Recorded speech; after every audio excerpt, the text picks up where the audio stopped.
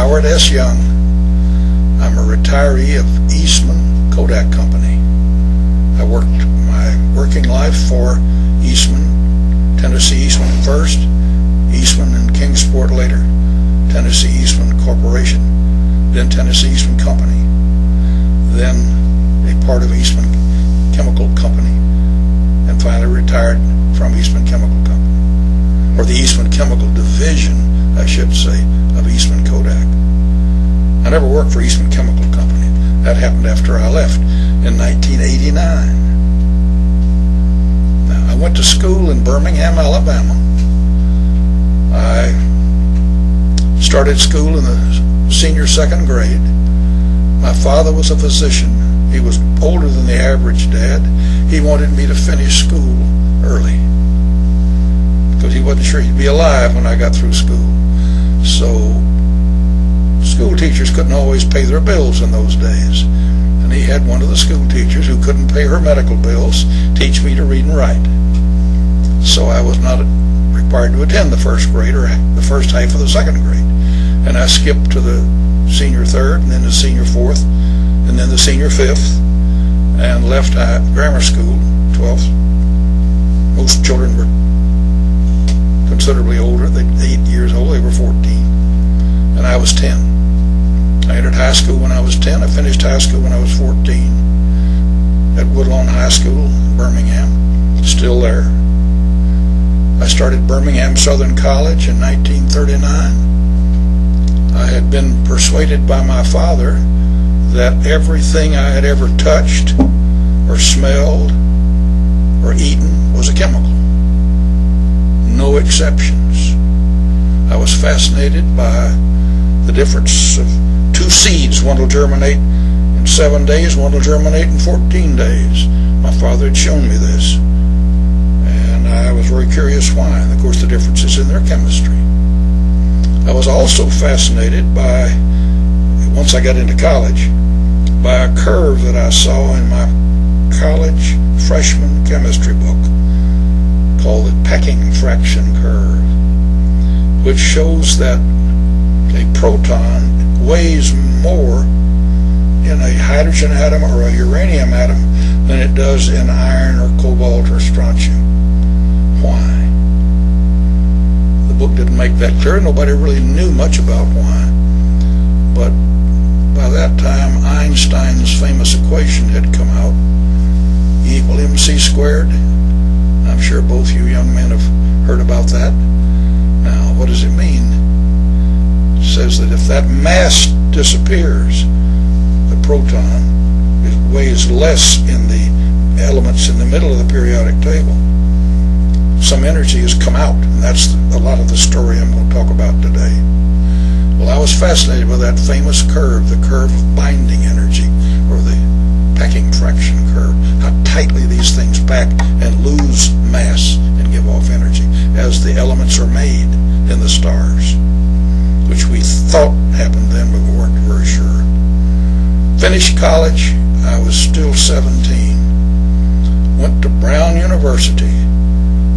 I wanted to work with a man named Krauss, K-R-A-U-S, Charles Krauss, who had started off as an electrical engineer and became a very famous physical chemist. His work was going on when I got to Brown, so that I couldn't see very much of him. He was going to be my thesis advisor, but I couldn't go where he was in the building much of the day, because I found out I was allowed to go only on the second floor of the research labs at Brown University in Providence, Rhode Island. I was allowed only to turn to the right to go to the offices. I wasn't allowed to turn to the left. Now, this was 1942. We were at war. We'd been at war about 6 months. I wasn't allowed to go down that hall of those labs. They wouldn't tell me what was going on down there. I was to stay on the first floor in the basement where I could do my research in electrical conductivity. I found that down in the basement of the building was a stock room, and I needed some things in that stock room. And I noticed containers of uranium oxide. And I noticed that they would be moved every now and then. So So I tried to find out from the stock boy who used them. Oh, those people upstairs. Doing what? He didn't know. If he'd known, he wouldn't have told me. That was my first real introduction that something was going on at Brown related to the war. In the library at Brown, I used a book called Melin, G-M-E-L-I-N, Inorganic Chemistry, lots of volumes. The tops of a few of the volumes were dark. One of them was quite dark, dirty. People had been handling it. The book on uranium. There were spots in lots of the pages, on the pages. This was very strange, I thought. Nobody talked about uranium, but there was uranium in the basement, and the uranium books in the library had been used. One day, all those books on uranium chemistry and all the inorganic books, a whole big set of books, had disappeared. So I asked the librarian, where's the book I need? I was doing something with chromium compounds at the time. Oh, the books are away for servicing. You don't service books. 2 weeks later, they were back. The tops of all the books were black.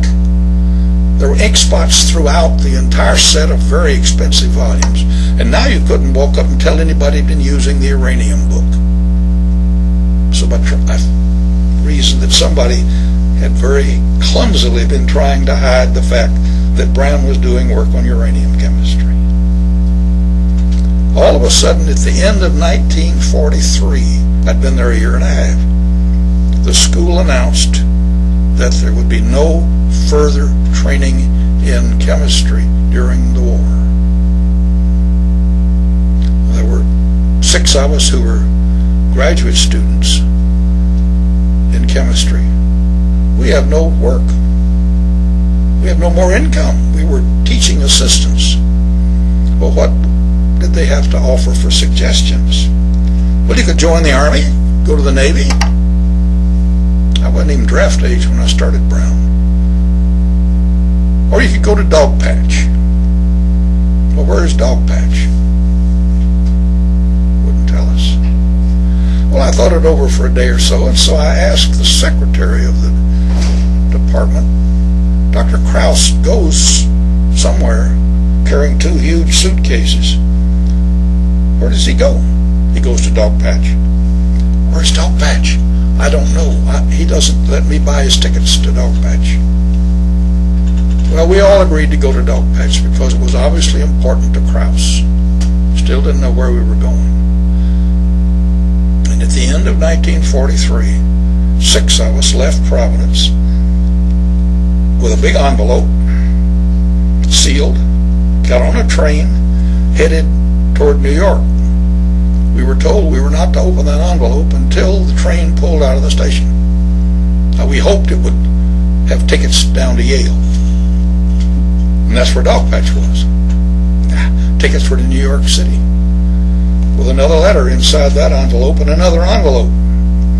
Open the next envelope in the train station in New York, after the train crew is away from you. So the train crew can't find out where you're going. So when you got into the big station, open the next envelope, tickets to Cincinnati, and another envelope. Got to Cincinnati, got on that train, open the envelope, tickets to Knoxville.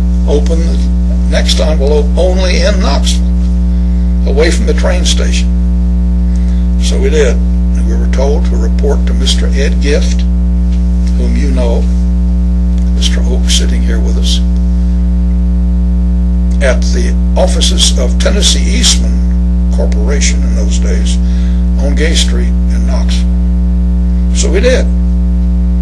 Mr. Gift turned out to be a very pleasant recruiter who said he had never been in the plant for which he was recruiting. Well, what does it do, Mr. Gift? I don't know. It's in Oak Ridge. Where is Oak Ridge? Well, Oak Ridge is about 20 miles from here. So he sent us out to Oak Ridge, which turned out to be the Eastman Kodak